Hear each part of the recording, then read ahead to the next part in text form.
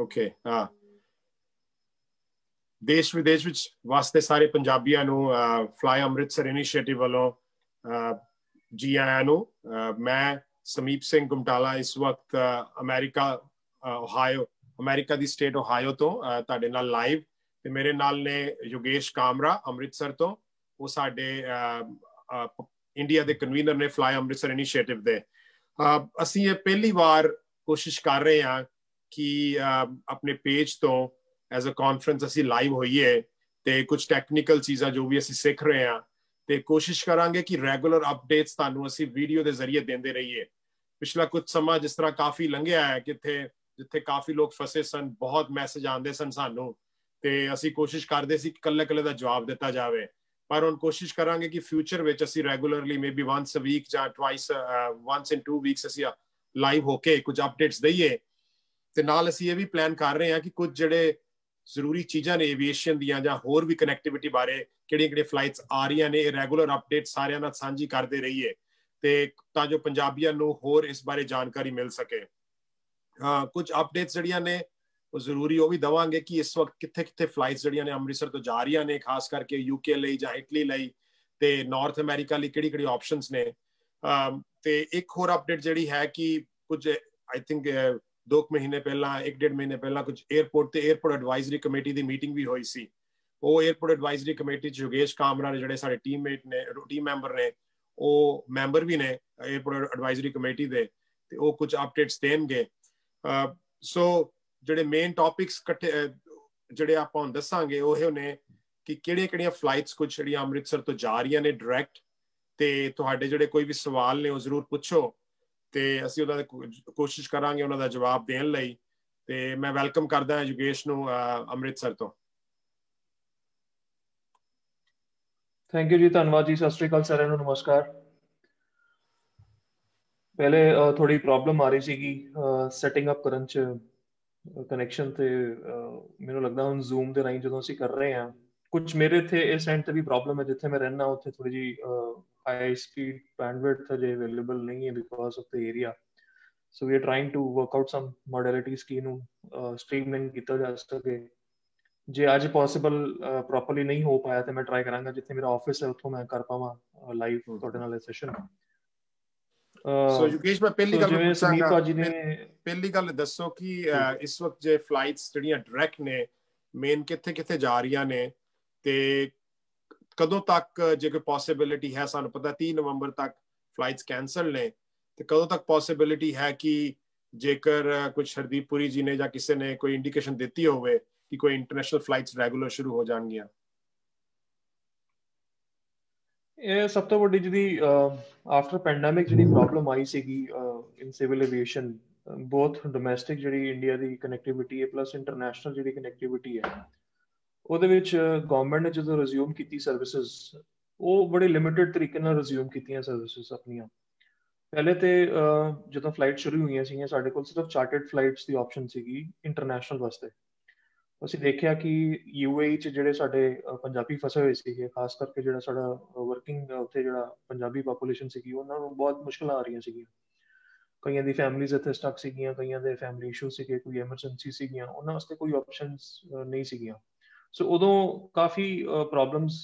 ਹੁਣ ਹੈ ਕਿ ਪੈਂਡੈਮਿਕ ਕਿਸੇ ਨੂੰ ਪਤਾ ਨਹੀਂ ਸੀਗਾ ਕਿ ਕੀ ਕਰਨਾ ਆਪਾਂ। ਸੋ ਪੈਂਡੈਮਿਕ ਵਾਜ਼ ਅ ਐਕਸਟਰਾਆਰਡਨਰੀ ਸਿਚੁਏਸ਼ਨ, ਜਿਹਦੇ 'ਚ ਸਰਕਾਰਾਂ ਨੇ ਵੀ ਆਪਣੇ ਤਰਫੋਂ ਬੜਾ ਇੱਕ ਸੁਚੱਜੇ ਤਰੀਕੇ ਨਾਲ ਕੋਸ਼ਿਸ਼ ਤੇ ਕੀਤੀ ਕਿ ਅਸੀਂ ਕਿਸ ਤਰ੍ਹਾਂ ਬੰਦਿਆਂ ਨੂੰ ਲੈ ਕੇ ਆ ਸਕੀਏ ਇੰਡੀਆ ਦੇ ਵਿੱਚ। ਪਰ ਉਹਦੇ 'ਚ ਕਾਫੀ ਸਾਰੀ ਪ੍ਰੋਬਲਮ ਸੀਗੀਆਂ ਕਿ ਫਲਾਈਟ ਜਦੋਂ ਆ ਰਹੀ ਹੈ, ਉਹਦੇ 'ਚ ਕਾਫੀ ਬੰਦੇ ਟਰੈਵਲ ਕਰਨਗੇ, ਉਹਨਾਂ ਦੀ ਕੋਵਿਡ ਰਿਪੋਰਟ ਹੋਏਗੀ ਨਹੀਂ ਹੋਏਗੀ। ਏਅਰਪੋਰਟ ਤੇ ਆ ਕੇ ਜ਼ਰੂਰੀ ਨਹੀਂ ਹੈ ਕਿ ਉਹ ਦਿੱਲੀ ਜਦੋਂ ਫਲਾਈਟ ਆ ਰਹੀ ਹੈ ਕਿ ਸਾਰੇ ਬੰਦੇ ਦਿੱਲੀ ਹੀ ਐਗਜ਼ਿਟ ਕਰਨਗੇ। ਕੋਈ ਉਹਦੇ 'ਚ ਪੰਜਾਬ ਜਾਣ ਵਾਲਾ ਹੈ, ਕੋਈ ਉਹਦੇ 'ਚ ਹਰਿਆਣਾ ਜਾਣ ਵਾਲਾ ਹੈ, ਕੋਈ ਬੰਦੇ ਹਿਮਾਚਲ ਦੇ ਹੈ, ਕੋਈ ਸਾਊਥ ਇੰਡੀਆ ਦੇ ਸੀਗੇ, ਕੋਈ ਮੱਧ ਪ੍ਰਦੇਸ਼ ਸੀਗੇ। ਸੋ ਗਵਰਨਮੈਂਟ ਵਾਸਤੇ ਇੱਕ ਲੌਜਿਸਟਿਕਲ ਪ੍ਰੋਬਲਮ ਸਭ ਤੋਂ ਵੱਡੀ ਖੜੀ ਹੋਈ ਸੀਗੀ ਕਿ ਬੰਦਿਆਂ ਨੂੰ ਉਹ ਫਿਲਟਰ ਕਿਸ ਤਰ੍ਹਾਂ ਕਰਨਗੇ ਜਦੋਂ ਕਿਸੇ ਦੀ ਇਹ ਪਤਾ ਹੀ ਨਹੀਂ ਕਿ ਕੋਵਿਡ ਰਿਪੋਰਟ ਹੈ ਵੀ ਹੈ ਕਿ ਨਹੀਂ ਹੈ, ਜੇ ਨੈਗੇਟਿਵ ਹੈ ਜਾਂ ਪੋਜ਼ਿਟਿਵ ਹੈ। There was no way to work around the filtering process. ਤੇ ਗਵਰਨਮੈਂਟ ਨੇ ਫਿਰ ਵੀ ਟਰਾਈ ਕਰਕੇ ਉਹਦੇ ਪਰਮਿਸ਼ਨ ਦਿੱਤੀ ਕਿ ਜਿਹੜੀ ਚਾਰਟਰਡ ਫਲਾਈਟਸ ਨੇ ਉਹ ਆਪਰੇਟ ਕਰਨ ਦੀ ਉਹਨਾਂ ਨੂੰ ਪਰਮਿਸ਼ਨ ਦਿੱਤੀ, ਖਾਸ ਕਰਕੇ UAE ਤੋਂ। ਤੁਸੀਂ ਦੇਖਿਆ ਜਦੋਂ UAE ਦੀ ਪਰਮਿਸ਼ਨ ਸਾਨੂੰ ਮਿਲੀਆਂ ਸੀ, ਉਸ ਦੌਰਾਨ ਹੀ ਬ੍ਰਿਟਿਸ਼ ਏਅਰਵੇਜ਼ ਨੇ ਵੀ यूके तो रिपैट्रिएशन फ्लाइट्स ਅੰਮ੍ਰਿਤਸਰ ਆਪਰੇਟ ਕੀਤੀਆਂ, ਫਿਰ ਕੈਨੇਡਾ ਵਾਸਤੇ ਵੀ ਰਿਪੈਟ੍ਰੀਏਸ਼ਨ ਫਲਾਈਟਸ ਆਪਰੇਟ ਹੋਈਆਂ ਜਿਹੜੀ ਕਤਰ ਨੇ ਆਪਰੇਟ ਕੀਤੀਆਂ। So that was the first start, ਜਿਹੜੀ ਚਾਰਟਰਡ ਫਲਾਈਟ ਸੀਗੀਆਂ, that was the first start for repatriation, ਜਿਹਨੂੰ ਅਸੀਂ ਕਹਿੰਦੇ ਹਾਂ ਕਿ ਜਿਹੜੇ ਬੰਦੇ ਸੇ ਉੱਥੇ ਫੋਰਨ ਕੰਟਰੀਜ਼ ਸੇ ਸਾਡੇ ਪੰਜਾਬੀ ਫਸੇ ਸੀਗੇ, ਉਹਨਾਂ ਨੂੰ ਇੰਡੀਆ ਲਾਉਣ ਦਾ ਤਰੀਕਾ ਇਹੀ ਸੀਗਾ ਕਿ ਤੁਹਾਡੇ ਕੋਲ ਚਾਰਟਰਡ ਫਲਾਈਟਸ ਇੱਕ ਪਹਿਲਾ ਆਪਸ਼ਨ ਸੀਗਾ। ਹੌਲੀ ਹੌਲੀ ਕੀ ਹੋਇਆ ਕਿ ਉਹ ਜਦੋਂ ਸਰਕਾਰ ਨੇ ਦੇਖਿਆ ਕਿ ਚਾਰਟਰਡ ਫਲਾਈਟਸ ਵਿੱਚ ਕਾਫੀ ਸਾਰਾ ਕਿਰਾਇਆ ਵੱਧ ਜਾਂਦਾ, ਉਹਦਾ ਰੀਜ਼ਨ ਸੀਗਾ ਚਾਰਟਰਡ ਫਲਾਈਟਸ ਨੂੰ ਕਦੀ ਵੀ ਟੂ ਵੇ ਟ੍ਰੈਫਿਕ ਲੈਣ ਦੀ ਜਾਣ ਦੀ ਪਰਮਿਸ਼ਨ ਨਹੀਂ ਹੁੰਦੀ। ਜੇ ਚਾਰਟਰਡ ਫਲਾਈਟ ਦੁਬਈ ਤੋਂ ਅੰਮ੍ਰਿਤਸਰ ਆ ਰਹੀ ਹੈ, ਉਹ ਕੱਲਾ ਦੁਬਈ ਤੋਂ ਅੰਮ੍ਰਿਤਸਰ ਦਾ ਹੀ ਪੈਸੇਂਜਰ ਲੋਡ ਲੈ ਕੇ ਆਏਗੀ। ਉਹ ਅੰਮ੍ਰਿਤਸਰ ਤੋਂ ਦੁਬਈ ਜਦੋਂ ਵਾਪਸ ਪਲੇਨ ਜਾਏਗਾ ਉਹ ਖਾਲੀ ਜਾਏਗਾ, ਉਹ ਇੱਕ ਸਾਈਡ ਉਹਦੀ ਫੈਰੀ ਫਲਾਈਟ ਰਹਿੰਦੀ ਹੈ। तो ਉਹਦੇ ਚ ਟਿਕਟ ਦਾ ਪ੍ਰਾਈਸ ਆਟੋਮੈਟਿਕਲੀ ਡਬਲ ਜਾਂ ਕਈ ਵਾਰੀ 3 ਟਾਈਮਸ ਵੀ ਹੋ ਜਾਂਦਾ ਸੀਗਾ। ਸੋ ਗਵਰਨਮੈਂਟ ਨੇ ਜਦੋਂ ਦੇਖਿਆ ਕਿ ਕਾਫੀ ਮੁਸ਼ਕਲਾਂ ਆ ਰਹੀਆਂ, ਦੈਨ ਦੇ ਸਟਾਰਟਡ ਵਿਦ ਵੰਦੇ ਭਾਰਤ, ਉਹਨੂੰ ਬ੍ਰਾਂਡਿੰਗ ਕਰਕੇ ਉਹਨਾਂ ਨੇ ਇੱਕ ਲਾਂਚ ਕੀਤਾ ਕਿ ਏਅਰ ਇੰਡੀਆ ਜਿਹੜਾ ਸਾਡਾ ਨੈਸ਼ਨਲ ਕੈਰੀਅਰ ਹੈ ਉਹ ਇਧਰੋਂ ਫਲਾਈਟਸ ਆਪਰੇਟ ਕਰੇਗਾ। ਕਈ ਕੰਟਰੀਜ਼ ਨੂੰ ਤਾਂ ਪਰਮਿਸ਼ਨ ਦਿੱਤੀ ਕਿ ਇੰਡੀਆ ਤੋਂ ਵੀ ਤੁਸੀਂ ਕੁਝ ਪੈਸੇਂਜਰਸ ਲੈ ਕੇ ਜਾ ਸਕਦੇ ਹੋ ਉਹਨਾਂ ਕੰਟਰੀਜ਼ ਵਿੱਚ, ਪਲੱਸ ਉਹਨਾਂ ਦੇ ਕੰਟਰੀਜ਼ ਤੋਂ ਜਿਹੜੇ ਸਾਡੇ ਇੰਡੀਅਨਸ ਫਸੇ ਉਹਨਾਂ ਨੂੰ ਤੁਸੀਂ ਵਾਪਸ ਇੰਡੀਆ ਲੈ ਕੇ ਆ ਸਕਦੇ ਹੋ। ਤੇ ਕਾਫੀ ਮੁਸ਼ਕਲਾਂ ਚੱਲਦੀਆਂ ਰਹੀਆਂ, ਬਾਇਲੈਟਰਲਸ ਕੁਝ ਇਸ਼ੂਜ਼ ਆ ਗਏ, ਕੁਝ ਕੰਟਰੀਜ਼ ਨੇ ਡਿਨਾਈ ਕਰਤਾ ਇੰਡੀਆ ਨੂੰ ਕਿ ਤੁਸੀਂ ਆਪਣਾ ਫਲਾਈਟਸ ਜਿਹੜੀਆਂ ਇੰਡੀਆ ਤੋਂ ਲੈ ਕੇ ਆ ਰਹੇ ਹੋ ਉਹਦੇ 'ਚ ਤੁਸੀਂ ਆਪਣੇ ਪੈਸੇਂਜਰਸ ਨਹੀਂ ਲੈ ਕੇ ਆ ਸਕਦੇ। ਉਹ ਕਾਫੀ ਜਦੋਜਹਿਦ ਚੱਲਦੀ ਰਹੀ ਤੇ ਅੱਜ ਦੀ ਡੇਟ 'ਚ ਵੀ ਇਹ ਚੱਲ ਰਹੀ ਹੈ। ਕਾਫੀ ਸਾਰੇ ਕੰਟਰੀਜ਼ 80% 85% ਕੰਟਰੀਜ਼ ਇਹੋ ਜਿਹੇ ਅਜੇ ਵੀ ਨੇ ਜਿਨ੍ਹਾਂ ਨੇ ਅਜੇ ਇੰਡੀਅਨ ਕੈਰੀਅਰਸ ਨੂੰ ਪਰਮਿਸ਼ਨ ਵੀ ਨਹੀਂ ਦਿੱਤੀ ਕਿ ਤੁਸੀਂ ਆਪਣੀ ਈਵਨ ਵੰਦੇ ਭਾਰਤ ਦੀ ਫਲਾਈਟ 'ਚ ਤੁਸੀਂ ਇੱਥੇ ਲੈ ਕੇ ਆ ਸਕਦੇ ਹੋ। ਹਾਂਜੀ, ਸਾਊਦੀ ਅਰੇਬੀਆ ਪ੍ਰੋਬਲਮਸ ਚੱਲ ਰਹੀਆਂ ਕਾਫੀ ਦੇਰ ਦੀਆਂ, ਸਾਊਦੀ ਅਰੇਬੀਆ, ਬਹਰੀਨ ਹੈ, ਹੋਰ ਮਸਕਟ ਹੈ, ਇਦਾਂ ਦੀ ਕਈ ਹੋਰ ਕੰਟਰੀਜ਼ ਨੇ। ਈਵਨ ਆਸਟ੍ਰੇਲੀਆ ਵਿੱਚ ਵੀ ਹੁਣ ਕਾਫੀ ਲਿਮਿਟਡ ਕਨੈਕਟੀਵਿਟੀ। ਸਾਡੀ ਪ੍ਰੋਬਲਮ ਇਹੀ ਹੈ, ਆਸਟ੍ਰੇਲੀਅਨ ਗਵਰਨਮੈਂਟ ਵੀ ਦੇ don't allow more than 30 or 40 passengers ਪਰ ਫਲਾਈਟ ਆਫਟਰ ਫਿਲਟਰਿੰਗ ਆਲਸੋ। ਸੋ ਇਹ ਜਿਹੜੀ ਪ੍ਰੋਬਲਮ ਚੱਲ ਰਹੀ ਹੈ ਇਹਦੇ ਵਿੱਚ ਸਿਰਫ ਦੋ ਆਪਸ਼ਨ ਸਾਡੇ ਕੋਲ ਐਟ ਦ ਮੋਮੈਂਟ ਹੈਗੀਆਂ, ਜਾਂ ਤਾਂ ਚਾਰਟਰਡ ਫਲਾਈਟਸ ਜਾਂ ਵੰਦੇ ਭਾਰਤ ਫਲਾਈਟਸ ਜਿੱਥੇ ਪਰਮਿਸ਼ਨ ਹੈ। ਉਸ ਦੇ ਵਿੱਚ ਅਸੀਂ ਜਦੋਂ ਦੇਖ ਰਹੇ ਹਾਂ ਹੁਣ ਯੂਏਈ ਦੀ ਸਾਡੀ ਪ੍ਰੋਬਲਮ ਕੁਝ ਹੱਦ ਤੱਕ ਸੋਲਵ ਹੋ ਗਈ ਹੈ। ਜਿਹੜੇ ਵੀ ਯੂਏਈ ਵਿੱਚ ਸਿਟੀਜ਼ ਨੇ major, Abu Dhabi, Dubai, Sharjah and even ਉੱਥੇ RAK ਹੈ, ਰਸਲ ਖੈਮਾ, ਉੱਥੋਂ ਫਲਾਈਟਸ ਰੈਗੂਲਰ ਅੰਮ੍ਰਿਤਸਰ ਆ ਰਹੀਆਂ। UK ਦੀ ਵੀ ਕਨੈਕਟੀਵਿਟੀ ਹੁਣ ਸਾਨੂੰ ਅੰਮ੍ਰਿਤਸਰ ਤੋਂ ਏਅਰ ਇੰਡੀਆ ਰਾਹੀਂ ਮਿਲ ਰਹੀ ਹੈ। ਲੰਡਨ ਦੀ ਫਲਾਈਟ ਹਫਤੇ 'ਚ ਇੱਕ ਵਾਰ, ਬਰਮਿੰਗਮ ਦੀ ਫਲਾਈਟ ਹਫਤੇ 'ਚ ਇੱਕ ਵਾਰ, ਉਹ ਰੈਗੂਲਰ ਸਾਡੀ ਫਲਾਈਟਸ ਚੱਲ ਰਹੀਆਂ ਅੰਮ੍ਰਿਤਸਰ ਤੋਂ। ਦ ਮੇਨ ਪ੍ਰੋਬਲਮ ਨਾ ਸਾਡੀ ਜਿਹੜੀ ਆਉਂਦੀ ਹੈ ਨਾਰਥ ਅਮਰੀਕਾ ਦੀ, ਆਸਟ੍ਰੇਲੀਆ ਦੀ, ਉਹਦੇ ਵਿੱਚ ਹੈ ਵੰਦੇ ਭਾਰਤ ਦੀ ਫਲਾਈਟਸ ਉੱਤੇ ਸਾਨੂੰ ਡਿਪੈਂਡ ਕਰਨਾ ਪੈਂਦਾ। ਹੁਣ ਵੰਦੇ ਭਾਰਤ ਦੀ ਫਲਾਈਟਸ ਵੀ ਜਿਹੜਾ ਸ਼ੈਡਿਊਲ ਹੈ ਉਹ ਪਬਲਿਸ਼ ਤੇ 1 ਮਹੀਨਾ ਪਹਿਲੇ ਹੋ ਜਾਂਦਾ ਹੈ। ਕਈ ਵਾਰੀ 15 ਦਿਨ ਪਹਿਲੇ ਵੀ ਉਹਨਾਂ ਦੀ ਸਪੈਸ਼ਲ ਫਲਾਈਟਸ ਆ ਜਾਂਦੀਆਂ ਕਿ ਅਗਲੇ 15 ਦਿਨ 'ਚ ਇਹ ਸਪੈਸ਼ਲ ਫਲਾਈਟਸ ਚੱਲਣਗੀਆਂ। ਬਟ ਉਹ ਵਿਦਿਨ ਮਿੰਟਸ, 5 ਮਿੰਟ 6 ਮਿੰਟ ਤੱਕ ਵੀ ਉਹ ਫਲਾਈਟਸ ਜਦੋਂ ਤੁਸੀਂ ਜਾ ਕੇ ਚੈੱਕ ਕਰਦੇ ਹੋ ਕਿ ਬੁਕਿੰਗ ਕਰਨ ਵਾਸਤੇ, ਉਹ ਕਈ ਵਾਰੀ ਨਹੀਂ ਅਵੇਲੇਬਲ ਹੁੰਦੀ। ਸੋ ਇਹ ਪ੍ਰੋਬਲਮਸ ਦੇਖਦੇ ਹੋਏ ਹਰਦੀਪ ਸਿੰਘ ਪੁਰੀ ਜੀ ਨੇ ਵੀ ਇਹ ਜਿਹੜੇ ਸਾਡੇ ਮਾਨਯੋਗ ਹਵਾਬਾਜ਼ੀ ਮੰਤਰੀ ਨੇ ਸਾਡੇ ਸਿਵਲ ਐਵੀਏਸ਼ਨ ਦੇ, ਉਹਨਾਂ ਨੇ ਵੀ ਇਹ ਪੁਆਇੰਟ ਨੂੰ ਨੋਟ ਕੀਤਾ ਹੈ। ਤੇ ਕੱਲ 2 ਦਿਨ ਪਹਿਲੇ ਹੀ ਉਹਨਾਂ ਨੇ ਸਟੇਟਮੈਂਟ ਦਿੱਤੀ ਹੈ ਕਿ they are trying to revive at least pre covid levels, ਜਿਹੜੇ ਇੰਟਰਨੈਸ਼ਨਲ ਸਾਡੀ ਟ੍ਰੈਫਿਕ ਹੈ ਉਹਨੂੰ ਰਿਵਾਈਵ ਕਰਨ ਦੀ ਕੋਸ਼ਿਸ਼ ਕਰਨਗੇ ਉਹ, ਜਾਂ ਤਾਂ ਦਸੰਬਰ ਦੇ ਐਂਡ ਤੱਕ ਜਾਂ अर्ਲੀ 2021 ਤੱਕ। ਨਾਓ ਇਹ ਦੇਖਣ ਵਾਲੀ ਗੱਲ ਇਹਦੇ 'ਚ ਇਹ ਹੋਏਗੀ ਕਿ ਖਾਲੀ ਏਅਰ ਇੰਡੀਆ ਦੀ ਜਾਂ ਇੰਡੀਅਨ ਕੈਰੀਅਰਸ ਦੀ ਉਹਦੇ 'ਚ ਰਿਜ਼ੰਪਸ਼ਨਸ ਕਰਨਗੇ 100% ਫਲਾਈਟਸ ਦੀ, ਕਿ ਉਹ ਫੋਰਨ ਦੇ ਜਿਹੜੇ 에ਅਰਲਾਈਨਸ ਨੇ ਉਹਨਾਂ ਨੂੰ ਵੀ ਅਲਾਉ ਕਰਨਗੇ। ਇਹ ਦੇਖਣ ਵਾਲੀ ਗੱਲ ਸਾਡੇ ਵਾਸਤੇ ਹੁਣ ਅੱਗੇ। ਹਾਂਜੀ, ਪਰ ਯੋਗੇਸ਼ ਕੁਝ ਫਲਾਈਟਸ ਆਲਰੇਡੀ, ਜਿਸ ਤਰ੍ਹਾਂ ਅਮਰੀਕਾ ਤੋਂ ਯੂਨਾਈਟਿਡ ਨੂੰ ਪਰਮਿਸ਼ਨ ਹੈ, ਜਿਹੜੀਆਂ ਅਮਰੀਕਨ ਕੈਰੀਅਰ ਨੇ ਯੂਨਾਈਟਿਡ, ਉਹ ਜਾ ਸਕਦੀ ਹੈ ਦਿੱਲੀ, ਉਹ ਸ਼ਿਕਾਗੋ, ਸੈਨ ਫਰਾਂਸਿਸਕੋ ਤੋਂ ਨਿਊ ਜਰਸੀ ਤੋਂ ਫਲਾਈਟਸ ਚੱਲ ਰਹੀਆਂ ਨੇ। ਇਸੇ ਤਰ੍ਹਾਂ ਏਅਰ ਇੰਡੀਆ ਨਿਊਯਾਰਕ ਤੇ ਔਰ ਕੈਲੀਫੋਰਨੀਆ, ਸੈਨ ਫਰਾਂਸਿਸਕੋ, ਉੱਥੇ ਫਲਾਈਟਸ ਜਾ ਰਹੀਆਂ ਨੇ ਉਹਨਾਂ ਦੀਆਂ। ਸੋ ਬੇਸਿਕਲੀ ਬਾਇਲੇਟਰਲ ਲੋਕ ਕਹਿ ਰਹੇ ਨੇ ਕਿ ਜਿੰਨੀਆਂ ਫਲਾਈਟਸ ਅਸੀਂ ਆਪਰੇਟ ਕਰੀਏ 7 ਏਅਰ ਇੰਡੀਆ ਕਰੇਗੀ ਤੇ 7 ਹੀ ਯੂਨਾਈਟਿਡ ਕਰੇਗੀ। ਸੋ ਇਸ ਤਰ੍ਹਾਂ ਉਹਨਾਂ ਨੇ ਇਸ ਨੂੰ ਹੁਣ ਬੈਲੈਂਸ ਕੀਤਾ ਹੈ ਉਹਨਾਂ ਦੇ ਨਾਲ। ਤੇ ਨਾਲ ਦੀ ਨਾਲ ਜਿਹੜੀ ਲੰਡਨ ਦੀ ਫਲਾਈਟ ਹੈ ਉਹ ਹਫਤੇ ਵਿੱਚ 1 ਦਿਨ ਜਿਹੜੀ ਹੈ ਉਹ ਅੰਮ੍ਰਿਤਸਰ ਤੋਂ ਜਾ ਰਹੀ ਹੈ, ਤੇ ਇਹ 27 ਮਾਰਚ ਤੱਕ ਜਿਹੜਾ ਉਹਦਾ ਸ਼ਡਿਊਲ ਹੈ ਉਹ ਆ ਚੁੱਕਾ ਹੈ, ਤੇ ਉਹਦੀ ਬੁਕਿੰਗ ਵੀ ਜਿਹੜੀ ਹੈ ਉਹ ਅਵੇਲੇਬਲ ਹੈ। ਤੇ ਬਰਮਿੰਗਮ ਦੀ ਇਹੀ ਅਪਡੇਟ ਹੈ ਕਿ ਬਰਮਿੰਗਮ ਦੀ ਫਲਾਈਟ ਵੀ ਜਿਹੜੀ ਹੈ ਮਾਰਚ ਦੇ ਐਂਡ ਤੱਕ ਐਕਸਟੈਂਡ ਹੋ ਗਈ ਹੈ। ਤੇ ਤੁਸੀਂ ਇਹ ਦੱਸਿਆ ਕਿ ਕੀ ਇਹ ਪੋਸੀਬਿਲਿਟੀ ਅਸੀਂ ਕਹਿ ਸਕਦੇ ਹਾਂ ਕਿ ਜਨਵਰੀ ਤੱਕ ਹੋਪਫੁਲੀ, ਜਿਸ ਤਰ੍ਹਾਂ ਤੁਸੀਂ ਦੱਸਿਆ, ਕਿ ਉਹ ਸ਼ੁਰੂ ਹੋ ਜਾਣਗੀਆਂ flights international?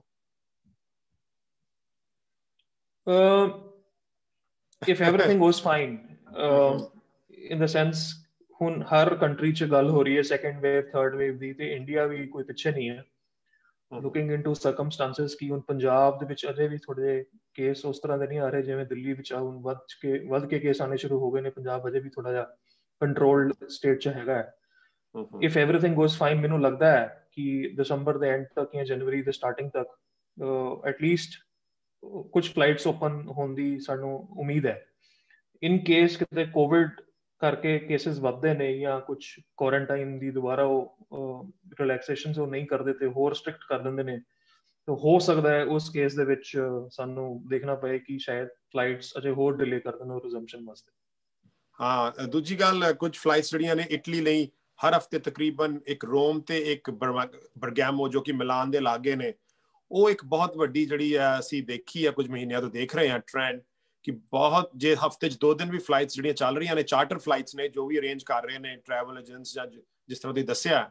So it's a very good, ਅਸੀਂ ਕਹਾਂਗੇ ਕਿ ਪੋਜ਼ਿਟਿਵ ਸਾਡੇ ਲਈ ਡਿਵੈਲਪਮੈਂਟ ਹੈ ਕਿ ਇਟਲੀ ਜਿਹੜਾ ਅਸੀਂ ਬੜੀ ਦੇਰ ਤੋਂ ਕਹਿ ਰਹੇ ਸੀ ਕਿ ਮਿਲਾਨ ਲਈ ਫਲਾਈਟਸ ਹੋਣੀਆਂ ਚਾਹੀਦੀਆਂ ਨੇ, ਰੋਮ ਤੋਂ ਕਾਫੀ 에ਅਰ ਇੰਡੀਆ ਦੀ ਫਲਾਈਟਸ ਦਿੱਲੀ ਤੋਂ ਜਾਂਦੀਆਂ ਸਨ।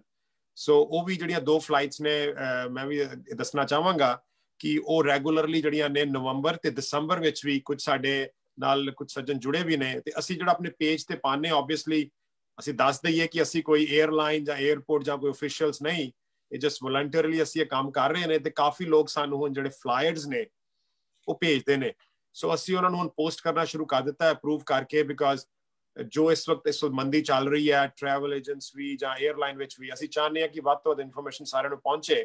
ਤੇ ਉਹਦੇ ਵਿੱਚ ਰੋਮ ਤੇ ਮਿਲਾਨ ਦੀਆਂ ਕੁਝ ਫਲਾਈਟਸ ਚੱਲ ਰਹੀਆਂ ਨੇ। ਕੱਲ ਜਿਹੜੀ ਫਲਾਈਟ ਆਈ ਹੈ ਪਹਿਲੀ ਵਾਰ ਗਰੂਡਾ ਇੰਡੋਨੇਸ਼ੀਆ ਦੀ ਮੈਲਬਨ ਤੋਂ, ਉਹਦੇ ਲਈ ਕਾਫੀ 1-2 ਮੈਸੇਜ ਆਏ ਵੀ ਨੇ ਸਾਨੂੰ ਕਿ ਕਿਸ ਤਰ੍ਹਾਂ ਪਤਾ ਲੱਗੇ ਕਿ ਇਹ ਫਲਾਈਟਸ ਆ ਰਹੀਆਂ ਨੇ। ਤੇ ਉਹਦੇ ਲਈ ਮੈਂ ਦੱਸਣਾ ਚਾਹਾਂਗਾ ਇੱਕ ਗਰੁੱਪ ਹੈਗਾ Australia India repatriation flights. Australia India repatriation flights, ਉਹ ਗਰੁੱਪ ਕੁਝ ਅਰੇਂਜ ਕਰ ਰਿਹਾ ਫਲਾਈਟਸ ਹਰ ਮਹੀਨੇ ਜਾਂ ਕਿਸ ਤਰ੍ਹਾਂ, ਤੇ ਉਹਨਾਂ ਦਾ ਪੇਜ ਜਿਹੜਾ ਹੈ ਤੁਸੀਂ ਫੋਲੋ ਕਰ ਸਕਦੇ ਜੇ। ਦੂਜੀ ਗੱਲ ਯੋਗੇਸ਼, ਤੁਸੀਂ 에ਅਰਪੋਰਟ ਐਡਵਾਈਜ਼ਰੀ ਕਮੇਟੀ ਦੀ ਮੀਟਿੰਗ ਹੋਈ ਸੀ ਕੁਝ ਦਿਨ ਪਹਿਲਾਂ, ਤੇ ਅਸੀਂ ਕੁਝ ਦੱਸੀਏ ਆਪਣੇ ਫਾਲੋਅਰਸ ਨੂੰ ਕਿ what can you do, ਕੀ ਉੱਚ ਡਿਸਕਸ਼ਨਸ ਕਰ ਸਕਦੇ ਨੇ ਜਾਂ ਕਿਸ ਤਰ੍ਹਾਂ, ਜਾਂ ਕੋਈ ਸਾਨੂੰ ਮੈਸੇਜ ਭੇਜੇ ਕੀ ਇੰਪਰੂਵਮੈਂਟਸ ਨੇ ਤੇ ਉਹਦਾ ਕੀ ਆਬਜੈਕਟਿਵ ਕੀ ਹੈ ਮੇਨ, ਥੋੜਾ ਜਿਹਾ ਬਰੀਫਲੀ ਦੱਸਿਓ। ਸੀ 에ਅਰਪੋਰਟ ਅਥਾਰਟੀ ਆਫ ਇੰਡੀਆ ਜਿਹੜਾ ਇੱਕ ਸਰਕਾਰੀ ਅਦਾਰਾ ਹੈ, ਉਹ ਕਰੀਬਨ ਇੰਡੀਆ ਦੇ 80% ਜਿਹੜੇ ਇੰਟਰਨੈਸ਼ਨਲ 에ਅਰਪੋਰਟਸ ਨੇ ਉਹਨਾਂ ਨੂੰ ਕੰਟਰੋਲ ਕਰਦਾ ਹੈ। 에ਅਰਪੋਰਟ ਅਥਾਰਟੀ ਆਫ ਇੰਡੀਆ ਦੇ ਅੰਮ੍ਰਿਤਸਰ ਦਾ 에ਅਰਪੋਰਟ ਵੀ ਅਜੇ ਤੇ ਵੈਸੇ ਕਾਫੀ ਦੇਰ ਤੋਂ ਨਿਊਜ਼ 'ਚ ਆ ਰਿਹਾ ਕਿ ਪ੍ਰਾਈਵੇਟਾਈਜ਼ ਹੋ ਜਾਏਗਾ, but at the moment airport is in the government hands. Airport authority of India ਦੇ ਕੰਟਰੋਲ ਦੇ ਵਿੱਚ ਹੈਗਾ। ਸੋ ਤੇ ਮਿਨਿਸਟਰੀ ਆਫ ਸਿਵਲ ਐਵੀਏਸ਼ਨ ਨੇ ਹਰ ਇੱਕ 에ਅਰਪੋਰਟ ਦਾ ਇੱਕ ਸਿਸਟਮ ਬਣਾਇਆ ਕਿ ਹਰ ਇੱਕ 에ਅਰਪੋਰਟ ਜਿਹੜਾ ਉਹਨਾਂ ਦੇ ਵਿੱਚ 에ਅਰਪੋਰਟ ਅਥਾਰਟੀ ਆਫ ਇੰਡੀਆ ਦੇ ਕੰਟਰੋਲ ਦੇ ਵਿੱਚ ਹੈ, ਉਹਦੇ 'ਚ ਐਡਵਾਈਜ਼ਰੀ ਕਮੇਟੀ ਹੋਣੀ ਚਾਹੀਦੀ ਹੈ। ਤੇ ਐਡਵਾਈਜ਼ਰੀ ਕਮੇਟੀ 'ਚ ਵੱਖ-ਵੱਖ ਮੈਂਬਰਸ ਹੁੰਦੇ ਨੇ, plus it is chaired by default ਜਿਹੜਾ ਉੱਥੇ ਮੈਂਬਰ ਆਫ ਪਾਰਲੀਮੈਂਟ ਹੁੰਦੇ ਨੇ ਉਸ ਸਿਟੀ ਦੇ, ਉਹ ਉਹਦੇ ਚੇਅਰਮੈਨ ਹੁੰਦੇ ਨੇ। ਤੇ ਕੁਛ ਟੂਰਿਜ਼ਮ ਤੋਂ, ਟ੍ਰੇਡ ਤੋਂ, ਹੋਰ ਉੱਥੇ 에ਅਰਲਾਈਨਸ ਦੇ ਸਟਾਫ ਮੈਂਬਰਸ ਪਲੱਸ 에ਅਰਪੋਰਟ ਦੇ ਸਟਾਫ ਮੈਂਬਰਸ ਉਹਦੇ 'ਚ ਮੈਂਬਰ ਹੁੰਦੇ ਨੇ।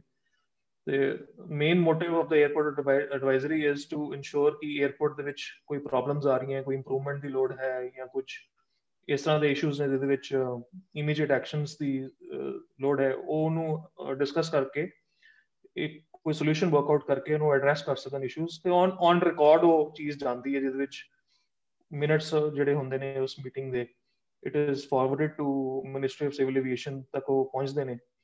ਤੇ ਕੋਈ ਵੀ ਡਿਸੀਜਨ ਹੁੰਦਾ ਹੈ, ਕੋਈ ਪਾਰਕਿੰਗ ਦਾ ਮੈਟਰ ਹੈ ਜਾਂ ਕੋਈ ਪਾਰਕਿੰਗ ਦੇ ਚਾਰजेस ਨੇ, ਪੈਸੇਂਜਰ ਫੈਸਿਲਿਟੀਜ਼ ਨੇ, ਟਰਮੀਨਲ ਦੀ ਕੋਈ ਫੈਸਿਲਿਟੀਜ਼ ਹੈ, ਅੰਦਰ ਰੱਖ ਰਖਾਵ ਦੀ ਗੱਲ ਹੈ, ਕੋਈ ਮੇਨਟੇਨੈਂਸ ਹੈ, ਇਸ ਤੋਂ ਇਲਾਵਾ ਫਲਾਈਟਸ ਵਾਸਤੇ ਵੀ ਜੇ ਕੋਈ ਇਨਸੈਂਟਿਵਾਈਜ਼ ਕਰਨਾ ਹੈ ਕਿਸੇ ਨੂੰ, issues anything that has to do with airport or flights ਉਸ ਮੀਟਿੰਗ 'ਚ ਡਿਸਕਸ ਹੁੰਦਾ ਹੈ। ਐਂਡ ਉੱਥੇ ਅੰਮ੍ਰਿਤਸਰ ਦੇ ਮਾਨਯੋਗ deputy commissioner, even commissioner police ਵੀ ਮੌਜੂਦ ਹੁੰਦੇ ਨੇ ਇਨ ਕੇਸ ਕੋਈ ਸਿਟੀ ਨਾਲ ਰਿਲੇਟਡ ਕੋਈ ਪ੍ਰੋਬਲਮਸ ਨੇ ਜਿਹਦੇ 'ਚ ਕੋਈ ਪੈਸੇਂਜਰ ਬਾਹਰੋਂ ਆ ਰਿਹਾ ਹੈ ਤੇ ਜਦੋਂ 에ਅਰਪੋਰਟ ਤੋਂ ਨਿਕਲਣਾ ਬਾਹਰ ਉਹਦੇ ਨਾਲ ਰਿਲੇਟਡ ਕੋਈ ਇਸ਼ੂਜ਼ ਨੇ, ਕੋਈ ਸੜਕ ਤੋਂ ਲੈ ਕੇ ਕੋਈ ਸਟਰੀਟ ਲਾਈਟਸ ਨਹੀਂ ਹੈ, ਕੋਈ ਪੁਲਿਸ ਦੀ ਪੈਟਰੋਲਿੰਗ ਦੀ ਹੈ, ਸੋ ਉਹ ਸਾਰੇ ਇਸ਼ੂਜ਼ ਉੱਤੇ ਡਿਸਕਸ ਹੁੰਦੇ ਨੇ। ਅਸੀਂ ਅੰਮ੍ਰਿਤਸਰ ਵਿਕਾਸ ਮੰਚ ਤੋਂ ਕਾਫੀ ਦੇਰ ਤੋਂ ਹੈ ਜਿਹੜੇ ਇਸ਼ੂਜ਼ ਨੇ ਉਹਨਾਂ ਨੂੰ ਪਹੁੰਚਾਉਂਦੇ ਆ ਰਹੇ ਹਾਂ, ਲੈਟਰਸ ਦੇ ਰਾਹੀਂ ਵੀ, ਆਪਣੀ ਮੀਟਿੰਗਸ ਦੇ ਰਾਹੀਂ ਵੀ। ਤੇ ਪਿਛਲੇ ਸਾਲ ਸਾਡੇ ਜਿਹੜੇ ਅੰਮ੍ਰਿਤਸਰ ਵਿਕਾਸ ਮੰਚ ਦੇ ਜਿਹੜੇ ਪ੍ਰੈਜ਼ੀਡੈਂਟ ਨੇ ਸਰਦਾਰ ਮਨਮੋਹਨ ਸਿੰਘ ਜੀ, ਉਹ ਮੈਂਬਰ ਸੀਗੇ ਐਡਵਾਈਜ਼ਰੀ ਕਮੇਟੀ ਦੇ। ਤੇ ਇਸ ਸਾਲ ਉਹਨਾਂ ਨੇ ਮੈਨੂੰ ਇਹ ਰੋਲ ਦਿੱਤਾ ਕਿ ਤੁਸੀਂ ਐਡਵਾਈਜ਼ਰੀ ਕਮੇਟੀ 'ਚ ਆਓ ਤੇ ਵੀ ਇਨਸ਼ੋਰ ਕਿ ਜਿਹੜੇ ਸਾਡੇ ਬਰਨਿੰਗ ਇਸ਼ੂਜ਼ ਨੇ, ਇਸ਼ੂਜ਼ ਤੇ ਬਹੁਤ ਸਾਰੇ ਨੇ, ਤੁਸੀਂ ਇਹਨੂੰ ਗਿਣਤੀ ਆਪਣੀ ਕਰਨੀ ਵੀ ਚਾਹੋ ਤਾਂ ਤੁਸੀਂ ਕਰ ਨਹੀਂ ਸਕਦੇ, ਕਾਫੀ ਸਾਰੇ ਇਸ਼ੂਜ਼ ਆਉਂਦੇ ਨੇ ਸਾਡੇ ਕੋਲ। ਸਭ ਤੋਂ ਵੱਡੀ ਸਮੱਸਿਆ ਆਉਂਦੀ ਸੀਗੀ ਕਿ ਪੈਸੇਂਜਰ ਐਮਿਨਿਟੀਜ਼ ਫੈਸਿਲਿਟੀਜ਼, ਆਲਦੋ ਸਾਡਾ ਫਸਟ ਫਲੋਰ ਜਿਹੜਾ 에ਅਰਪੋਰਟ ਦਾ ਬਣ ਗਿਆ, ਤਿਆਰ ਹੋ ਗਿਆ, ਚ ਲਾਉਂਜਸ ਵੀ ਆ ਗਈਆਂ, ਕਾਫੀ ਸੀਟਿੰਗ ਸਪੇਸ ਅੱਛੀ ਹੋ ਗਈ ਹੈ, ਸੀਟਿੰਗ ਅਰੇਂਜਮੈਂਟ ਅੱਛਾ ਹੋ ਗਿਆ, ਬਟ ਸਟਿਲ ਉਹਦੇ ਚ ਕਈ ਇਸ਼ੂਜ਼ ਆਉਂਦੇ ਨੇ ਕਿ ਰੱਖ ਰਖਾਵ, ਉਹਦੀ ਸਾਫ ਸਫਾਈ, ਟਾਇਲਟਸ ਦੀ ਮੇਨਟੇਨੈਂਸ, ਸਟਾਫ ਦਾ ਬਿਹੇਵੀਅਰ। ਕਈ ਵਾਰੀ ਇਦਾਂ ਦੇ ਇਸ਼ੂਜ਼ ਆਏ ਨੇ ਕਿ ਕਾਫੀ ਪੈਸੇਂਜਰਸ ਨੇ ਸਾਨੂੰ ਇਹ ਰਿਪੋਰਟ ਕੀਤਾ ਸੀਗਾ ਕਿ ਉਹ ਚੈੱਕ ਇਨ ਕਾਊਂਟਰ ਤੇ ਜਦੋਂ ਜਾਂਦੇ ਨੇ ਤੇ ਉਹਨਾਂ ਕੋਲ ਕਈ ਵਾਰੀ ਪੈਸੇ ਵੀ ਮੰਗੇ ਜਾਂਦੇ ਨੇ। ਕਾਫੀ ਹੱਦ ਤੱਕ ਉਹ ਇਸ਼ੂਜ਼ ਨਹੀਂ ਸੀਗੇ, ਕਿਉਂਕਿ ਹੁੰਦਾ ਕੀ ਹੈ ਕਿ ਜਦੋਂ ਤੁਹਾਡੇ ਕੋਲ ਕਈ ਵਾਰੀ ਬੈਗੇਜ ਐਕਸੈਸ ਆ ਜਾਂਦਾ ਤੇ ਜਦੋਂ ਤੁਹਾਨੂੰ ਪਤਾ ਕਿ ਬੈਗੇਜ ਐਕਸੈਸ ਫੀ ਕਾਫੀ ਦੇਣੀ ਪੈਂਦੀ ਹੈ, ਤੇ ਕਈ ਵਾਰੀ ਪੈਸੇਂਜਰਸ ਵੀ ਸਾਡੇ ਵੱਲੋਂ ਕਹਿੰਦੇ ਨੇ ਕਿ ਨਹੀਂ ਤੁਸੀਂ ਘੱਟ ਕਰ ਲਓ ਜਾਂ ਦੇਖ ਲਓ ਕਿੱਦਾਂ ਕਰਨਾ, ਤੇ ਉਹ ਜਦੋਂ ਪੈਸਿਆਂ ਦਾ ਲੈਣ ਦੇਣ ਉੱਥੇ ਹੋਣਾ ਸ਼ੁਰੂ ਹੋ ਜਾਂਦਾ ਤੇ ਲੋਕਾਂ ਨੂੰ ਲੱਗਦਾ ਕਿ ਸਾਡੇ ਕੋਲ ਪੈਸੇ ਮੰਗ ਰਹੇ ਨੇ। ਇਨ ਰਿਐਲਿਟੀ ਕੀ ਹੁੰਦਾ ਹੈ, ਜਦੋਂ ਵੀ ਤੁਸੀਂ ਕਿਸੇ ਮੇਜਰ 에ਅਰਪੋਰਟ ਤੋਂ ਟਰੈਵਲ ਕਰਦੇ ਹੋ, ਭਾਵੇਂ ਦਿੱਲੀ, ਬੰਬੇ ਹੈ, ਲੰਡਨ ਹੈ, ਨਿਊਯਾਰਕ ਹੈ, wherever it is, whenever you're exceeding the baggage limit, ਮੰਨ ਲਓ ਤੁਹਾਨੂੰ 23 ਕਿਲੋ ਦਾ ਬੈਗੇਜ ਅਲਾਉਡ ਹੈ ਇੰਟਰਨੈਸ਼ਨਲ ਫਲਾਈਟ ਦੇ ਉੱਤੇ, ਤੇ ਜੇ ਤੁਹਾਡਾ 24 ਕਿਲੋ ਜਾਂ 25 ਕਿਲੋ ਹੋ ਜਾਂਦਾ ਤੇ ਪਰ ਕਿਲੋ ਉਹ ਕਈ ਵਾਰੀ 3,000-4,000 ਰੁਪਏ ਤੁਹਾਡੇ ਕੋਲ ਚਾਰਜ ਕਰਦੇ ਨੇ, ਤੇ ਉਹ ਪੈਸੇਂਜਰਸ ਨੂੰ ਕਈ ਵਾਰੀ ਚੁੱਭਦਾ ਹੈ, ਤੇ ਉਹਨਾਂ ਨੂੰ ਲੱਗਦਾ ਕਿ 에ਅਰਪੋਰਟ ਸਾਡੇ ਕੋਲ ਪੈਸੇ ਮੰਗ ਰਿਹਾ ਜਾਂ ਸਾਡੇ ਕੋਲ ਕੋਈ ਅੰਦਰ ਲੁੱਟਖੋ ਹੋਣ ਦੀ ਕੋਸ਼ਿਸ਼ ਹੋ ਰਹੀ ਹੈ ਕਿ, ਤੇ ਉਹਦੇ ਚ ਅੰਮ੍ਰਿਤਸਰ ਦਾ ਨਾਂ ਕਈ ਵਾਰੀ ਹਾਈਲਾਈਟ ਵੀ ਹੋ ਜਾਂਦਾ ਹੈ, ਕਿਉਂਕਿ ਕਾਫੀ ਸਾਰੇ ਸਾਡੇ ਟਰੈਵਲਰਸ ਨੇ ਇਹ ਚੀਜ਼ ਦੇਖੀ ਵੀ ਨਹੀਂ ਹੁੰਦੀ ਬਾਕੀ 에ਅਰਪੋਰਟਸ ਉੱਤੇ।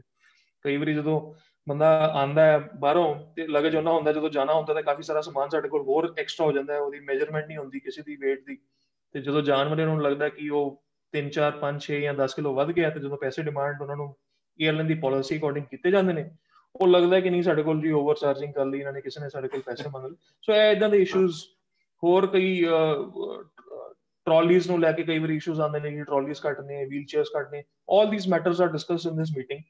ਤੇ ਜਿੱਥੇ ਤੱਕ ਵਾਇਬਲ ਜਿਹੜੇ ਇਸ਼ੂਜ਼ ਹੁੰਦੇ ਨੇ, ਅਸੀਂ ਉਹਨਾਂ ਨੂੰ ਪੁਸ਼ ਵੀ ਕਰਦੇ ਹਾਂ ਕਿ ਇਹਨਾਂ ਦਾ ਰੈਜ਼ੋਲੂਸ਼ਨ ਕੀਤਾ ਜਾਵੇ।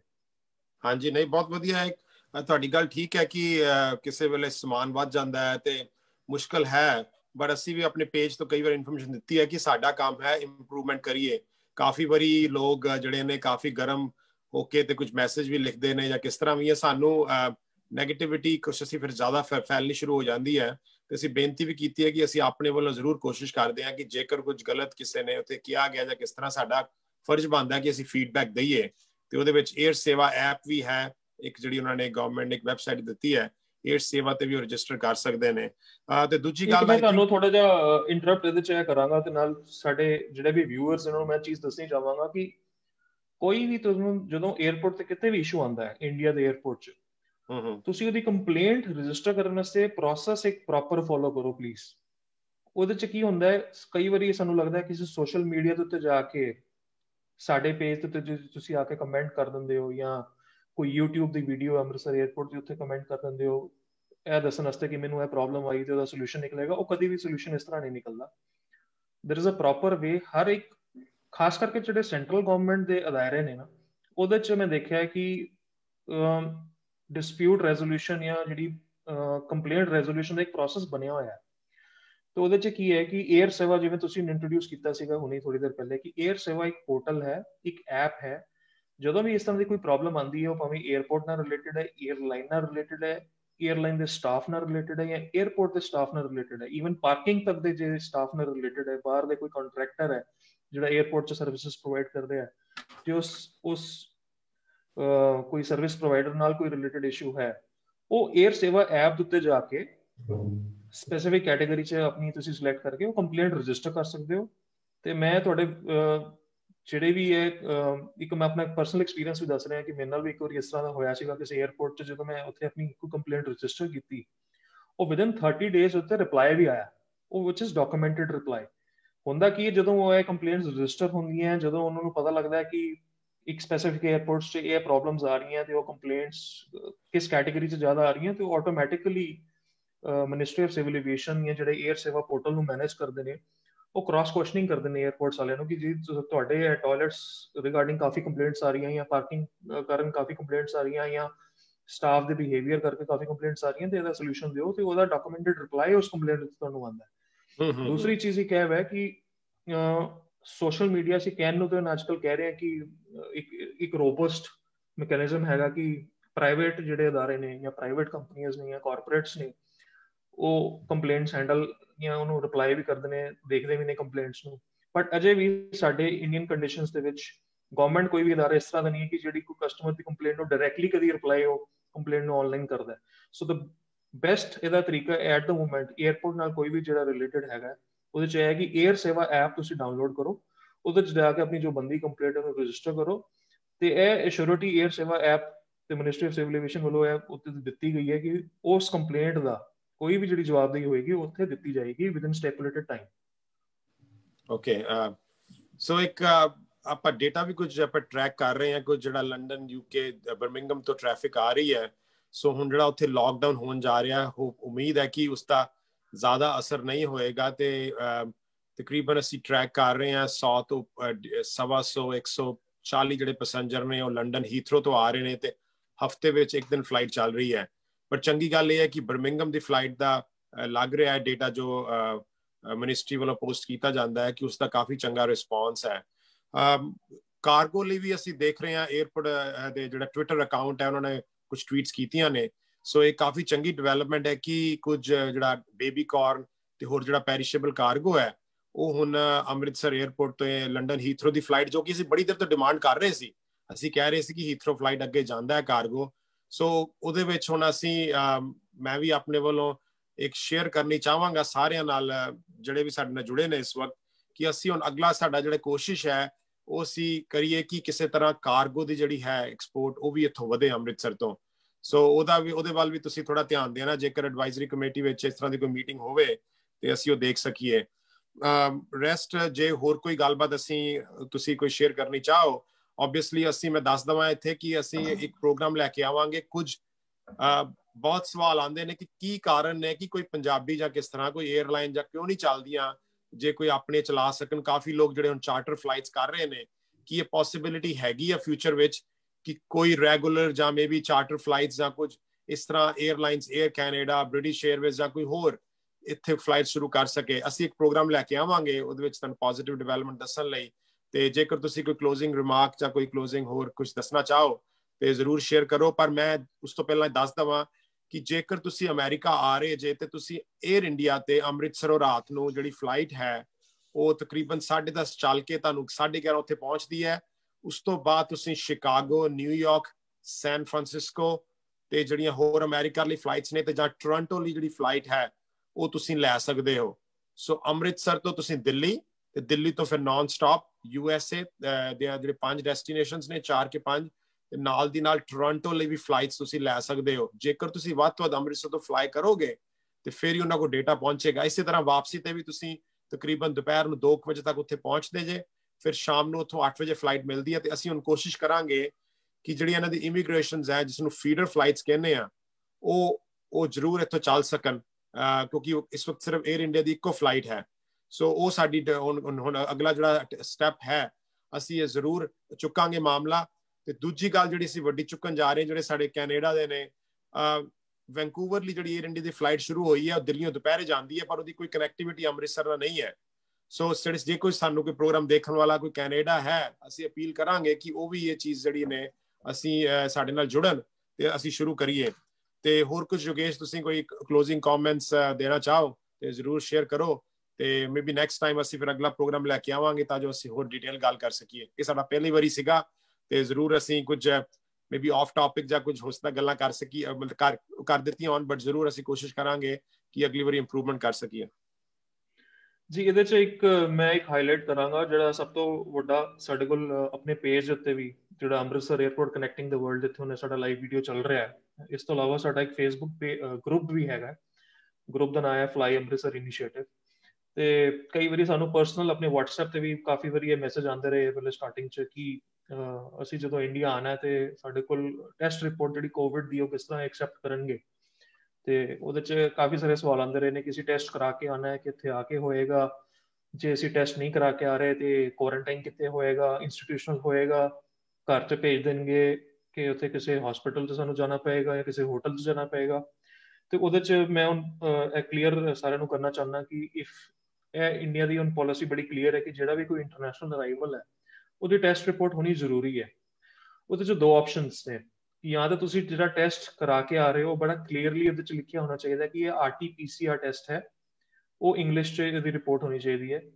ਉਹ ਜੇ ਤੁਹਾਡੇ ਕੋਲ ਰਿਪੋਰਟ ਮਿਲ ਜਾਂਦੀ ਹੈ before 96 hours of your arrival ਜਾਂ within 96 hours of your arrival, ਤੁਸੀਂ ਉਹ ਰਿਪੋਰਟ ਨੂੰ ਲੈ ਕੇ ਨਾ ਦਿੱਲੀ 에ਅਰਪੋਰਟ ਜਿਹੜੀ ਵੈਬਸਾਈਟ ਹੈ newdelhiairport.in, ਉਸ ਵੈਬਸਾਈਟ ਦੇ ਉੱਤੇ ਜਾ ਕੇ ਤੁਸੀਂ ਉੱਥੇ 에ਅਰ ਸੁਵਿਧਾ, ਉਹਨਾਂ ਨੇ ਇੱਕ ਸੈਕਸ਼ਨ ਬਣਾਇਆ, 에ਅਰ ਸੁਵਿਧਾ ਸੈਕਸ਼ਨ ਦੇ ਉੱਤੇ ਜਾ ਕੇ ਆਪਣੀ ਰਿਪੋਰਟ ਅਪਲੋਡ ਕਰੋ। ਆਪਣੇ ਆਪ ਨੂੰ ਪਹਿਲੇ ਰਜਿਸਟਰ ਕਰੋ, ਰਜਿਸਟਰ ਕਰਨ ਤੋਂ ਬਾਅਦ ਆਪਣੀ ਰਿਪੋਰਟ ਅਪਲੋਡ ਕਰੋ ਫॉर ਐਗਜ਼ੰਪਸ਼ਨ ਫॉर ਕੁਆਰੰਟਾਈਨ। ਜਦੋਂ ਤੁਸੀਂ ਆਪਣੀ ਉੱਥੇ ਆਪਣੇ ਆਪ ਨੂੰ ਰਜਿਸਟਰ ਕਰਦੇ ਹੋ ਨਾ, ਰਜਿਸਟਰ ਕਰਨ ਤੋਂ ਬਾਅਦ ਤੁਹਾਨੂੰ ਆਟੋਮੈਟਿਕਲੀ ਈਮੇਲ ਉੱਤੇ ਇੱਕ ਆਈਡੀ ਜਨਰੇਟ ਹੋ ਜਾਂਦੀ ਹੈ।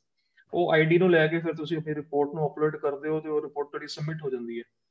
ਉਹ ਦਿੱਲੀ 에ਅਰਪੋਰਟ ਦੀ ਜਿਹੜੀ ਵੈਬਸਾਈਟ ਹੈ ਨਾ, ਉਹ ਖਾਲੀ ਦਿੱਲੀ 에ਅਰਪੋਰਟ ਵਾਸਤੇ ਨਹੀਂ ਹੈ। ਕੋਈ ਵੀ ਇੰਟਰਨੈਸ਼ਨਲ ਫਲਾਈਟ ਜਿਹੜੀ ਇੰਡੀਆ 'ਚ ਲੈਂਡ ਕਰ ਰਹੀ ਹੈ, ਕੋਈ ਵੀ ਇੰਟਰਨੈਸ਼ਨਲ ਪੈਸੇਂਜਰ ਜਿਹੜਾ ਇੰਡੀਆ 'ਚ ਲੈਂਡ ਕਰ ਰਿਹਾ ਹੈ, ਜੇ ਉਹਨੇ ਆਪਣੀ ਐਗਜ਼ੰਪਸ਼ਨ ਲੈਣੀ ਹੈ ਕੁਆਰੰਟਾਈਨ ਵਾਸਤੇ, ਉਹ newdelhiairport.in ਦੇ ਉੱਤੇ ਜਾ ਕੇ ਤੁਸੀਂ ਜਦੋਂ ਆਪਣਾ PNR ਵਗੈਰਾ ਸਾਰਾ ਪਾਓਗੇ, ਆਟੋਮੈਟਿਕਲੀ ਉੱਤੇ ਹੀ ਤੁਹਾਡੀ ਅਪਰੂਵਲ ਹੋ ਜਾਏਗੀ, ਇਰਰਿਸਪੈਕਟਿਵ ਆਫ ਕਿ ਜੇ ਤੁਸੀਂ ਅੰਮ੍ਰਿਤਸਰ ਲੈਂਡ ਕਰ ਰਹੇ ਹੋ, ਚੰਡੀਗੜ੍ਹ ਲੈਂਡ ਕਰ ਰਹੇ ਹੋ, ਚੇਨਈ ਲੈਂਡ ਕਰ ਰਹੇ ਹੋ ਜਾਂ ਬੰਬੇ ਲੈਂਡ ਕਰ ਰਹੇ ਹੋ। ਇੱਕੋ ਵੈਬਸਾਈਟ ਹੈ ਜਿਹੜੀ newdelhiairport.in, ਉਹਦੇ ਵਿੱਚ 에ਅਰ ਸੁਵਿਧਾ ਜਿਹੜਾ ਇੱਕ ਸੈਕਸ਼ਨ ਹੈ, ਉਹਦੇ 'ਚ ਜਾ ਕੇ ਤੁਸੀਂ ਆਪਣੇ ਆਪ ਨੂੰ ਰਜਿਸਟਰ ਕਰਨਾ ਹੈ, ਪਲੱਸ ਆਪਣੀ ਰਿਪੋਰਟ ਅਪਲੋਡ ਕਰਨੀ ਹੈ। ਇਹ ਹੋ ਗਈ ਆਪਸ਼ਨ ਨੰਬਰ 1। ਕਈ ਕੰਟਰੀਜ਼ 'ਚ ਹੁਣ ਇਹ ਮੈਂਡੇਟਰੀ ਕਰਤਾ ਹੈ ਕਿ ਜਿੰਨੀ ਦੇਰ ਤੱਕ ਤੁਹਾਡੇ ਕੋਲ ਕੋਵਿਡ ਨੈਗੇਟਿਵ RT-PCR ਰਿਪੋਰਟ ਨਹੀਂ ਹੈ ਤਾਂ ਤੁਸੀਂ ਫਲਾਈਟ ਨਹੀਂ ਲੈ ਸਕਦੇ ਹੋ। ਪਰ ਕਈ ਕੰਟਰੀਜ਼ ਸਾਨੂੰ ਅਲਾਉ ਕਰ ਰਹੀ ਸੀ ਕਿ ਕੁਝ ਦੇਰ ਪਹਿਲੇ ਤੱਕ ਕਿ without covid report you are able to board the flight. ਉਹਦੇ 'ਚ ਕੀ ਹੈ, ਇੰਡੀਆ ਦਾ ਫਿਰ ਮੈਂਡੇਟ ਹੈਗਾ, ਜਦੋਂ ਤੁਸੀਂ ਇੰਡੀਆ 'ਚ ਲੈਂਡ ਕਰੋਗੇ, ਹੁਣ ਦਿੱਲੀ 에ਅਰਪੋਰਟ ਦੇ ਉੱਤੇ, ਅੰਮ੍ਰਿਤਸਰ 에ਅਰਪੋਰਟ 'ਚ ਇਹ ਫੈਸਿਲਿਟੀ ਨਹੀਂ ਹੈ, ਪਰ ਦਿੱਲੀ 에ਅਰਪੋਰਟ ਦੇ ਉੱਤੇ ਉਹਨਾਂ ਨੇ ਹੁਣ ਤੁਹਾਨੂੰ ਇੱਕ ਕੋਵਿਡ ਟੈਸਟ ਦੀ ਇੱਕ ਪ੍ਰੋਵੀਜ਼ਨ ਦਿੱਤੀ ਹੈ, ਜਿਹਦੇ 'ਚ ਤੁਸੀਂ ਕੁਝ ਪੈਸੇ ਪੇ ਕਰਕੇ ਇਹਨਾਂ ਨੂੰ ਆਪਣਾ ਕੋਵਿਡ ਟੈਸਟ ਕਰਾ ਸਕਦੇ ਹੋ ਔਨ ਦ ਸਪੌਟ। ਬੇਸ਼ੱਕ ਉਹਦੇ 'ਚ ਤੁਹਾਨੂੰ 4 ਤੋਂ ਲੈ ਕੇ 6 ਘੰਟੇ ਤੱਕ ਲੱਗ ਸਕਦੇ ਨੇ ਕੋਵਿਡ ਰਿਪੋਰਟ ਨੂੰ ਆਉਂਦੇ, ਬਟ ਉਹਦੇ ਵਿੱਚ ਤੁਹਾਨੂੰ ਉਹ ਲਾਉਂਜ ਐਕਸੈਸ ਵਿੱਚ ਦੇ ਰਹੇ ਨੇ, ਜਿਹਦੇ 'ਚ ਤੁਸੀਂ ਆਪਣਾ ਆਰਾਮ ਨਾਲ ਉੱਥੇ ਰਿਲੈਕਸ ਕਰ ਸਕਦੇ ਹੋ। ਜਿੰਨੀ ਦੇਰ ਤੱਕ ਤੁਹਾਡੀ ਰਿਪੋਰਟ ਆ ਰਹੀ ਹੈ, ਤੁਸੀਂ ਆਰਾਮ ਨਾਲ ਉੱਥੇ ਕੁਝ ਖਾ ਪੀ ਸਕਦੇ ਹੋ ਤੇ ਰਿਲੈਕਸ ਕਰਕੇ ਜਦੋਂ ਤੁਹਾਡੀ ਉੱਥੇ ਆਰਾਮ ਨਾਲ ਜਦੋਂ ਤੁਸੀਂ ਬੈਠ ਕੇ ਆਪਣਾ ਟਾਈਮ ਸਪੈਂਡ ਕਰ ਲੈਂਦੇ ਹੋ 4-6 ਘੰਟੇ, ਤੇ ਜਦੋਂ ਤੁਹਾਨੂੰ ਰਿਪੋਰਟ ਮਿਲ ਜਾਂਦੀ ਹੈ, then they allow you to go outside and ਆਪਣਾ ਤੁਸੀਂ ਘਰ ਜਾ ਕੇ ਆਪਣਾ ਕੁਆਰੰਟਾਈਨ ਹੋ ਸਕਦੇ ਹੋ, ਤੁਹਾਨੂੰ ਕਿਤੇ ਇੰਸਟੀਟਿਊਸ਼ਨਲ ਕੁਆਰੰਟਾਈਨ ਹੋਣ ਦੀ ਲੋੜ ਨਹੀਂ ਹੈ। ਸੋ ਦਿਸ ਵਾਸ ਦ ਲੇਟੈਸਟ ਅਪਡੇਟ ਕਿ ਰਿਪੋਰਟਸ ਨੂੰ ਲੈ ਕੇ ਜਿਹੜਾ ਇੰਟਰਨੈਸ਼ਨਲ ਅਰਾਈਵਲਸ ਨੇ ਇੰਡੀਆ ਦੇ, ਇਹ ਦੋ ਆਪਸ਼ਨਸ ਨੇ, ਜਾਂ ਤਾਂ ਤੁਸੀਂ ਟੈਸਟ ਕਰਾ ਕੇ ਆਓ ਤੇ ਉਹਦੀ ਰਿਪੋਰਟ ਸਬਮਿਟ ਕਰੋ ਆਨਲਾਈਨ, ਜਾਂ ਦਿੱਲੀ 에ਅਰਪੋਰਟ ਆ ਕੇ ਜਦੋਂ ਲੈਂਡ ਹੋ ਰਹੇ ਹੋ ਉੱਥੇ ਆ ਕੇ ਤੁਸੀਂ ਔਨ ਦਾ ਸਪੌਟ ਟੈਸਟ ਕਰਾ ਸਕਦੇ ਹੋ। ਬਟ ਇਹ facility only is available at Delhi airport, ਤੇ ਅਜੇ ਅੰਮ੍ਰਿਤਸਰ 'ਚ 에ਅਰਪੋਰਟ 'ਚ ਟੈਸਟਿੰਗ ਦੀ ਸਾਡੇ ਕੋਲ ਫੈਸਿਲਿਟੀ ਨਹੀਂ ਹੈ ਐਟ ਦ ਮੋਮੈਂਟ। ਓਕੇ, ਬਹੁਤ ਬਹੁਤ ਧੰਨਵਾਦ। ਆਈ ਥਿੰਕ ਸਾਡਾ ਤਕਰੀਬਨ ਟਾਰਗੇਟ ਸੀਗਾ 30 ਮਿੰਟਸ, ਤੇ ਅੱਜ ਸਾਡੀ ਪਹਿਲੀ ਵਾਰ ਇਹ ਲਾਈਵ ਇੰਟਰੈਕਸ਼ਨ ਹੋਈ ਹੈ। ਤੁਸੀਂ ਜ਼ਰੂਰ, ਮੈਂ ਰਿਕੁਐਸਟ ਕਰਾਂਗਾ ਇਨ ਦ ਐਂਡ ਕਿ ਐਜ਼ ਆਈ ਸੈਡ, ਅਸੀਂ ਕੋਈ ਪ੍ਰੋਫੈਸ਼ਨਲ ਬ੍ਰੌਡਕਾਸਟਰ ਜਾਂ ਕੋਈ ਪ੍ਰੋਫੈਸ਼ਨਲ ਅਸੀਂ ਕੋਈ 에ਅਰਪੋਰਟ ਦੇ ਜੌਬ ਕਰਨ ਨਹੀਂ ਆ, ਪਰ ਸਾਡੀ ਕੋਸ਼ਿਸ਼ ਰਹੇਗੀ ਕਿ ਇਸ ਜਿਹੜਾ ਸਾਡਾ ਮੋਮੈਂਟਮ ਬਣਿਆ ਸੀ ਪੈਂਡੇਮਿਕ ਤੋਂ ਪਹਿਲਾਂ, ਉਸਨੂੰ ਅਸੀਂ ਕੰਟੀਨਿਊ ਰੱਖੀਏ। ਤੇ ਕਾਫੀ ਸਾਡੇ ਅੰਮ੍ਰਿਤਸਰ 에ਅਰਪੋਰਟ ਨੂੰ ਜਦੋਂ ਸਾਰੀ ਦੁਨੀਆ ਦੇ ਜਹਾਜ਼ ਗਰਾਊਂਡਡ ਹੋ ਗਏ ਸੀ, ਪਰ ਸ੍ਰੀ ਗੁਰੂ ਰਾਮਦਾਸ ਜੀ ਅੰਤਰਰਾਸ਼ਟਰੀ ਹਵਾਈ ਅੱਡਾ ਤੋਂ ਰੋਜ਼ਾਨਾ ਫਲਾਈਟਸ ਕੈਨੇਡਾ ਇੰਗਲੈਂਡ ਦੀ ਚੱਲਦੀਆਂ ਰਹੀਆਂ, ਤੇ ਅਸੀਂ ਇਸ ਮੋਮੈਂਟਮ ਨੂੰ ਜਾਰੀ ਰੱਖਣਾ ਹੈ। ਤੇ ਮੇਰੀ ਫਿਰ ਬੇਨਤੀ ਹੋਏਗੀ ਸਪੈਸ਼ਲੀ ਕੈਨੇਡਾ ਦੇ ਪੰਜਾਬੀਆਂ ਲਈ ਕਿ ਜਿਸ ਤਰ੍ਹਾਂ ਇੱਕ ਸਾਰਿਆਂ ਨੇ ਸਾਂਝਾ ਹਮਲਾ ਮਾਰਿਆ ਸੀ, ਨੈਕਸਟ ਟਾਈਮ ਅਸੀਂ ਕੋਸ਼ਿਸ਼ ਕਰਾਂਗੇ ਕਿ ਜਿਹੜੇ ਸਾਡੇ ਕੈਨੇਡਾ ਦੇ ਕਨਵੀਨਰ ਨੇ ਆਨੰਦਦੀਪ ਸਿੰਘ ਢਿੱਲੋਂ, ਉਹਨਾਂ ਨੂੰ ਅਸੀਂ ਲਾਈਵ ਲਿਆਈਏ ਤੇ ਅਸੀਂ ਉੱਥੇ ਉਸ ਬਾਰੇ ਵੀ ਗੱਲਬਾਤ ਕਰੀਏ। ਤੇ ਕੈਨੇਡਾ ਦੇ ਜਿਹੜੇ ਸਾਰੇ ਪੰਜਾਬੀਆਂ ਨੇ ਹਮਲਾ ਮਾਰਿਆ ਸੀ, ਉਹ ਜਿਹੜੀ ਚੀਜ਼ ਹੈ ਉਹ ਜਾਰੀ ਰਹਿਣੀ ਚਾਹੀਦੀ ਹੈ। ਸਾਨੂੰ ਇਹ ਨਹੀਂ ਕਿ ਜਦੋਂ ਅਸੀਂ ਇਮੋਸ਼ਨਲ ਹੋ ਕੇ ਜਦੋਂ ਸਾਰਾ ਆਇਆ ਤੇ ਸਾਰੇ ਲੋਕ ਇਕੱਠੇ ਲਾਮਬੰਦ ਹੋਏ, ਹੁਣ everybody is silent, why can't still we raise the issue. ਜਿਸ ਤਰ੍ਹਾਂ 에ਅਰ ਇੰਡੀਆ ਨੇ ਫਲਾਈਟ ਸ਼ੁਰੂ ਕੀਤੀ ਹੈ ਵੈਨਕੂਵਰ ਤੋਂ, ਸਾਨੂੰ ਇਹ ਰਿਕੁਐਸਟ ਭੇਜਣੀ ਚਾਹੀਦੀ ਹੈ, ਭਾਵੇਂ ਇੰਡੀਅਨ ਕੌਂਸੂਲੇਟ ਨੇ ਸਾਰੇ, ਉਹ ਐਜ਼ ਕਈ ਲੋਕ PR ਤੇ ਆਏ ਨੇ ਕੈਨੇਡਾ ਵਿੱਚ, but they still Indian citizens too, so ਉਹ ਜ਼ਰੂਰ ਕਰਨ। ਤੇ ਅਸੀਂ ਕੋਸ਼ਿਸ਼ ਕਰਾਂਗੇ ਕਿ ਅਗਲੀ ਵਾਰੀ ਕੁਝ ਹੋਰ ਗੱਲਬਾਤ ਲਿਆ ਸਕੀਏ, ਸਪੈਸ਼ਲੀ ਕੁਝ ਹੋਰ ਮਹਿਮਾਨ ਲਿਆਈਏ ਤਾਂ ਜੋ ਅਸੀਂ ਇਸ ਨੂੰ ਅੱਗੇ ਲੈ ਕੇ ਜਾ ਸਕੀਏ। So thank you Yogesh, coffee time ਉੱਥੇ ਹੋ ਗਿਆ, ਇੰਡੀਆ ਤੇ ਲੇਟ ਹੈ ਇਸ ਵਕਤ, ਰਾਤ ਦੇ ਮਿਡਨਾਈਟ, ਤੇ ਤੁਸੀਂ ਇਹ ਲਾਈਵ ਆਏ, ਤੇ ਜ਼ਰੂਰ ਪਲੀਜ਼ ਸਾਡਾ ਜਿਹੜਾ ਗਰੁੱਪ ਹੈ ਫੇਸਬੁੱਕ ਗਰੁੱਪ, ਉਹਨੂੰ ਜੁਆਇਨ ਕਰੋ, ਆਪਣੇ ਫਰੈਂਡਸ ਨੂੰ ਦੱਸੋ ਵੱਧ ਤੋਂ ਵੱਧ। ਨੈਕਸਟ ਈਅਰ ਸਾਡਾ ਪਲਾਨ ਹੈ ਕਿ ਅਸੀਂ ਵੱਧ ਤੋਂ ਵੱਧ ਜਦੋਂ ਐਵੀਏਸ਼ਨ ਮਾਰਕੀਟ ਫਿਰ ਤੋਂ ਬੂਮ ਤੇ ਜਾਏਗੀ, ਤੇ ਅਸੀਂ ਕੋਸ਼ਿਸ਼ ਕਰਕੇ ਅੰਮ੍ਰਿਤਸਰ 에ਅਰਪੋਰਟ ਸਪੈਸ਼ਲੀ ਪ੍ਰਾਈਵੇਟਾਈਜ਼ੇਸ਼ਨ ਤੇ ਵੀ ਗੱਲ ਕਰਾਂਗੇ ਨੈਕਸਟ ਟਾਈਮ, ਤੇ ਉਸ ਨੂੰ ਅੱਗੇ ਲੈ ਕੇ ਜਾ ਸਕੀਏ।